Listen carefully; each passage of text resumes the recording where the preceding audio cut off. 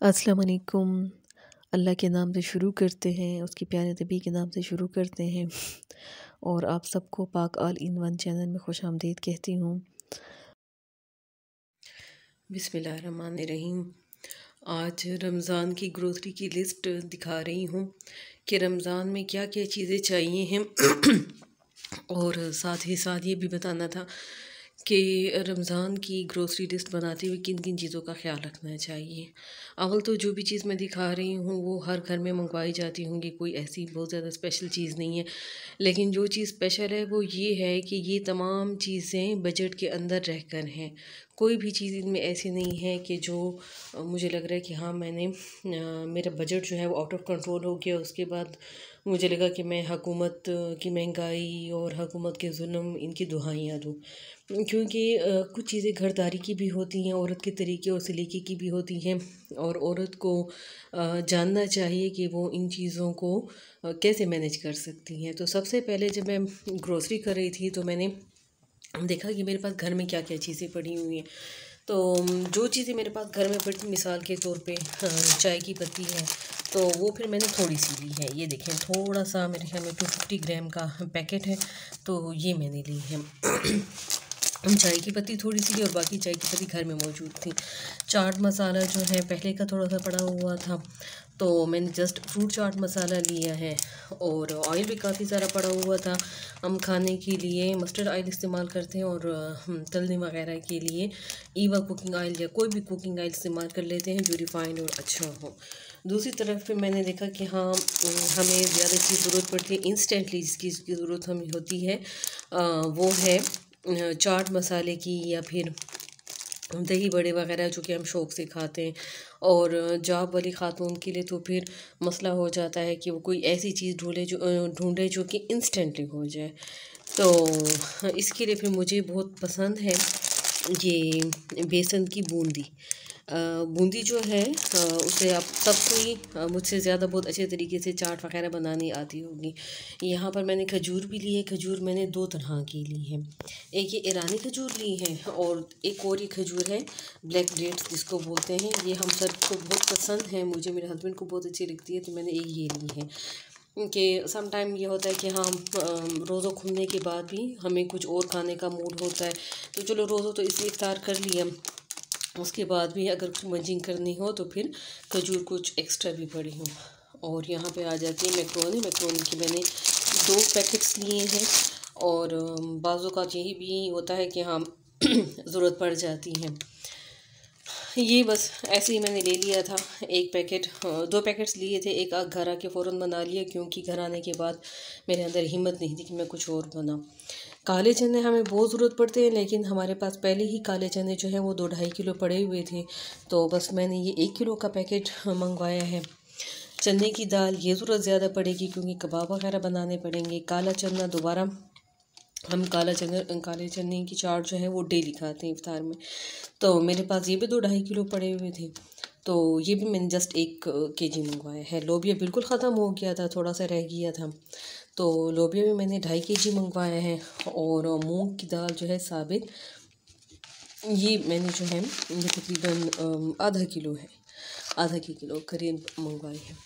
चावल जो हैं, चावल मैंने ज़्यादा मंगवाए हैं क्योंकि एलर्जी का मौसम चल रहा है और अपनी हालत देखते हुए मुझे लग नहीं रहा है कि मैं जो है वो डेली कुछ ना कुछ ज़्यादा अच्छे तरीके से पका सकूँगी।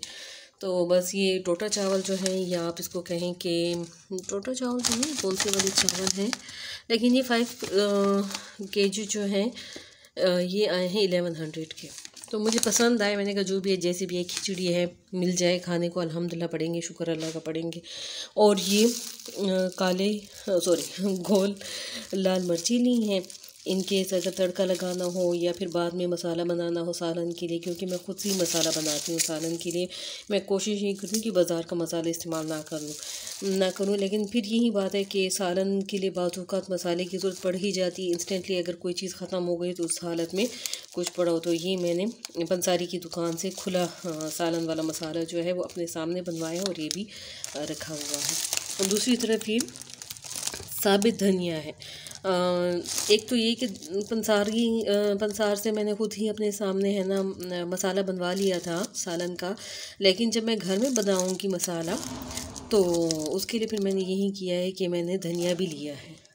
साथ ही साथ मुझे ज़ीरा जो है वो ज़्यादा ज़रूरत पड़ रहा था, घर में जो ज़ीरा पड़ा हुआ था वो थोड़ा सा ही रह गया था, ये इतना सा रह गया था बेचारा सा, तो बस फिर मैंने ये भी मंगवा लिया। और ये है जनाब राई दाना जो अचार में डालते हैं। इमली आलू बुखारा इमली की चटनी बनाने के लिए ये मंगवा लिया है। और इसके अलावा बेसन अभी थोड़ा सा मंगवाया है, बेसन साथ के साथ ही इस दफ़ा इरादा है मंगवाऊँगी। अव्वल तो इरादा यही है कि बेसन के पकोड़े जो हैं वो थोड़ी सी बनाएंगे, क्योंकि वही बात कि हाँ भाई रमज़ान जो है वो रोज़ा रखने के लिए आता है, पकोड़ों के लिए नहीं आता है। लेकिन हमारे घर में तो बहुत शौक़ से बनता है। मैदा कल रात थोड़ा सा मैदा इस्तेमाल भी हो गया था, और ये कुछ मैदा पड़ा हुआ है, ये भी थोड़ा सा मंगवाया हुआ है। कॉर्न स्टार्च अगर है ना चिकन वगैरह इस किस्म की चीज़ तलनी हो तो कॉर्न फ्लोर की ज़रूरत पड़ती है, तो कॉर्न फ्लोर मैंने लिया हुआ है। यहाँ पे वो तमाम चीज़ें आ जाती हैं जिनकी ज़रूरत पड़ती है। अब रूह अफ़ज़ा ना दिखाऊँ, जामे शीरीं और रूह अफ़ज़ा जो कि हमें ज़रूर चाहिए होता है, तो फिर क्या दिखाया। तो एक ये बोतल भी ली हुई है। वैसे मैंने लीमू का रस जो है निकाल के रख लिया था, और मुझे इसकी ज़रूरत तो नहीं थी, लेकिन फिर भी ये तो इफ्तारी की जान है, ये तो मस्ट है। और यहाँ पे मैंने ये क्या उसको कहते हैं, समोसे के मोल्ड कह लें या फिर डम्पलिंग मोल्ड कहते हैं, तो ये मैं दो लिए हैं। अभी तक इनके इस्तेमाल की नौबत नहीं आई है। मैदा तो इस्तेमाल हो गया, ये बेचारे रह गए हैं। एक शार्प किस्म की छुरी मुझे चाहिए थी जो कि मुझे बार बार शार्प करनी ना पड़े, तो ये छोटा सा स्क्रबर पहले का पड़ा हुआ था घर में, बस एक एहतियातन ले लिया। टूथब्रश, टॉयलेट क्लीनर, ये मैंने रिफ़िल लिए हैं। सॉरी, रिफ़िल तो आप जानती होंगे, ये भी आज तरीका बता देती हूँ। जिस किसी को रिफ़िल उसमें लाइटर में गैस रिफ़िल करनी नहीं आती तो भी बताऊँगी इंशाल्लाह। बस फिर उसके बाद शैम्पू आ जाता है। बायो अमला शैम्पू मैं इस्तेमाल करती हूँ, सालों से इस्तेमाल करती हूँ, और मैं माशाल्लाह से कहती हूँ कि वाकई में ये हर्बल भी है और बेहतरीन भी है। मुझे कोई इससे है ना मतलब हार्श केमिकल्स नहीं है, और बेहतरीन काम करता है। तो चूँकि मैं ही इस्तेमाल करती हूँ, और मेरे तकरीबन 2-2.5 महीने फिर भी ये छोटा सा मुन्ना से जो है ना ये चल जाता है शैम्पू, तो इसलिए ये बस आम इस्तेमाल के लिए डेटॉल सोप और लाइफ बॉय, साथ में ये बर्तन धोने के लिए स्पॉन्ज वगैरह, बर्तन धोने वाले साबुन, लेमन मैक्स, ये मैक्स स्क्रब्स जो हैं, ऑटोमेटिक वॉशिंग मशीन में इस्तेमाल होने वाला सर्फ़ अलग से लिया है, क्योंकि उसके लिए दूसरा सर्फ़ इस्तेमाल नहीं कर सकते। और फ़र्श वगैरह धोने के लिए जो सर्फ़ इस्तेमाल होता है वो मैंने अलग से लिया है। तो ये तमाम की तमाम जो ग्रोसरी है ये 8000 के आसपास आई है, और मैं कहती हूँ कि अब मेरा ख्याल यही था कि मेरा बजट जो है वो 10,000 क्रॉस कर जाएगा। लेकिन फिर भी अल्लाह का शुक्र अदा कर रही हूँ अल्हम्दुलिल्लाह कि जो भी चीज़ें ज़रूरत थी वो आ गई हैं, और कोई चीज़ रह नहीं गई है। तो ये खातून खाना पर भी होता है कि पहले वो घर में देखे कि कोई ऐसी चीज़ तो नहीं पड़ी हुई जो एक्सपायर होने वाली है, तो अगर वो चीज़ मौजूद हो तो पहले उन चीज़ों को ख़त्म करें, उन चीज़ों को ठिकाने लगाए, उसके बाद नया रीफ़िल लेकर आए। सम टाइम यही होता है कि पुरानी चीज़ें पड़ी हुई होती हैं, जैसे कि अब अगर मैं आपको बताऊं कि सफ़ेद चने हैं या काले चने हैं जो हमारे घर में ज़्यादा इस्तेमाल होते हैं, उनमें अगर है ना पहले के पड़े हुए उनमें कीड़ा लग जाए तो फिर क्या फ़ायदा उसका, फिर हमने क्या बचत की और क्या ख़र्चा किया। अच्छा, ये मैंने फ्रूट चाट मसाले का जो पैकेट है वो खोल लिया है, उसमें से मसाला बाहर निकाल लिया है, और ये मैंने इस तरह के जार्स जो हैं वो धो के रखे हुए होते हैं। तो अब मैं इसी मसाले का जो ये लिखा हुआ है ये काट के इस पर चिपका लूँगी और मसाले इसमें भर लूँगी, तो इससे ये फ़ायदा होगा कि ये हैंडी रहेगा और मुझे बार बार पैकेट वगैरह से खोलना नहीं पड़ेगा, तो ये ज़्यादा आसान रहता है। तो बस फिर इसको मैंने यहाँ से काट देना है, और बस ये मैंने काट लिया है और इसके ऊपर ये चिपका लूँगी। इसके ऊपर मैं ये स्कॉच टेप की मदद से चिपका रही हूँ। तो बस अब ये तैयार है। इसी तरह मैंने चाट मसाले का भी जार भर लिया है, उसके ऊपर भी चाट मसाला लिखा हुआ है। तो अब ये मेरे लिए आसानी हो जाएगी। तो बस यहाँ पर भी तमाम मसालों के ऊपर मैंने इसी तरह डिब्बों के ऊपर लिखा हुआ है कि किस डिब्बे में क्या चीज़ पड़ी हुई है। बाज़ डिब्बे ऐसे हैं जैसे कि मैदा और कॉर्नफ्लोर का डिब्बा, कि उसमें दोनों के पैकेट्स पड़े हुए हैं। कुछ पैकेट खुले होते हैं तो कुछ बंद, और इसी तरह ये फ्रूट चाट का भी रखा हुआ है। और ये किचन की हालत आप देख सकते हैं। मैं रमज़ान से पहले एक दिन पहले, क्योंकि मेरी तबीयत काफ़ी ख़राब थी और मैंने कुछ भी काम नहीं किया था, तो बस थोड़ी बहुत तबीयत बहाल हुई। अगले दिन रोज़ा था और मैंने बस किचन से तमाम सामान निकाला और कैबिनेट्स में से और किचन की सफाई शुरू की।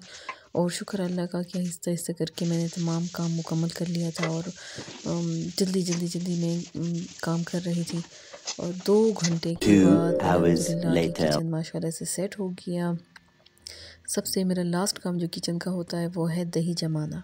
तो मैं किचन में आकर दही रख लेती हूँ। उसके बाद जब किचन साफ़ हो जाता है तो दही उठाकर वो तब तक 2-3 घंटों में आराम से माशाल्लाह से सेट हो चुकी होती है, तो दही उठा के फ्रिज में रख लेती हूँ। चूल्हे भी साफ़ हो गए हैं, शुक्र अल्लाह का। और बस फिर ये तमाम काम हो गया था। फ़ॉइल मैंने अभी नहीं लगाए थे चूल्हे पे, तो यहाँ से मैंने फ़ॉइल पहले लगा लिया था, लेकिन फिर बाद में उतार लिया था मैंने फ़ॉइल।